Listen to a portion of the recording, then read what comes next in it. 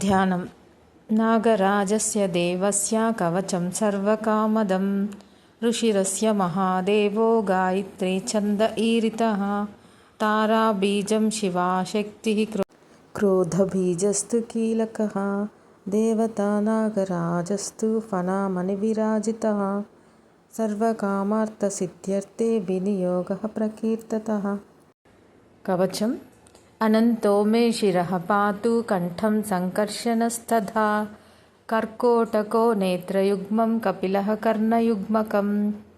वक्षस्थलं नागयक्षः बाहुकालभुजङ्गमः उदरं धृतराष्ट्रश्च वज्रनागस्तु पृष्ठकं मर्माङ्गम् अश्वसेनस्तु पादावश्वतरोवतु वासुकिः पातु मां प्राच्ये आग्नेयान्तु धनञ्जयः तक्षको दक्षिणे पातु नैऋत्यां शङ्खपालकः महापद्मः प्रतीच्यान्तु वायव्यां शङ्खनीलकः